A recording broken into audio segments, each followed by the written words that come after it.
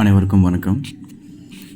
காலையில் எந்திரிச்ச உடனே நான் ஒரு சொம்பு தண்ணி குடிப்பேன் சார் அப்படின்னு நீங்கள் சொல்கிறீங்களா?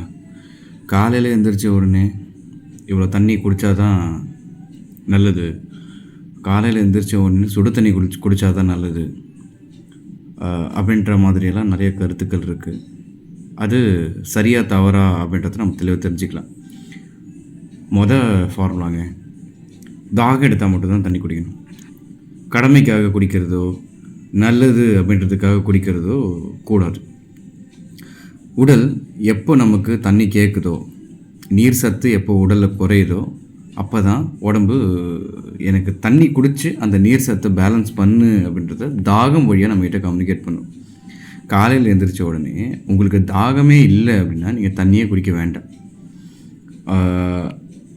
அப்படி அது நல்லது, ஒரு சொம்பு தண்ணி குடிக்கிறது நல்லது, ஒரு டம்ளர் தண்ணி குடிக்கிறது நல்லது, 2 டம்ளர் 3 டம்ளர்னு சொல்லிட்டு அளவு வச்சு குடிக்கிறது நல்லதுன்னு சொல்லிட்டு அதை நம்ம ஃபாலோ பண்ண ஆரம்பித்தோம் அப்படின்னா நிச்சயமாக அந்த தண்ணியை செரிமானம் பண்ண முடியாமல் உள்ளுறுப்புகள் திணறி அதனால் பல சிக்கல்கள் வர்றது உறுதி.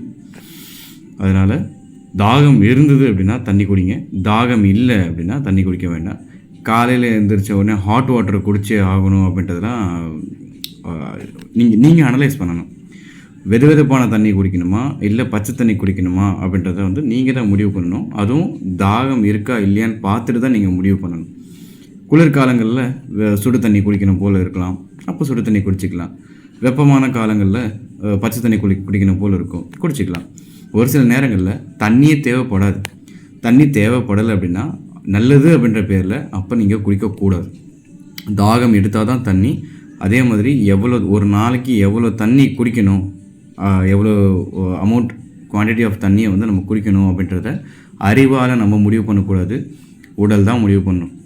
நீங்கள் உங்களோட உடல் உழைப்பு, நீங்கள் என்ன மாதிரியான உணவு எடுத்துருக்கிறீங்க, உங்களோட மன உணர்ச்சிகள் என்ன மாதிரி இருக்குது, இந்த மாதிரியான ஃபேக்டர்ஸ்லாம் வச்சு தான் உடம்பு எவ்வளோ தண்ணி வேணும் அப்படின்றத கேட்கும். அந்த தண்ணியோட அளவுக்கு நம்ம உடல் எவ்வளோ கேட்குதோ அவ்வளோ கொடுத்தா போதும். இந்த மாதிரியான விஷயங்களை அறிவை கழட்டி ஒரு ஓரமாக வச்சுட்டு உடல் என்ன சொல்லுதோ உடலின் மொழியை அனலைஸ் பண்ணி தண்ணி குடிக்கிற மாதிரி பாருங்கள். நன்றி.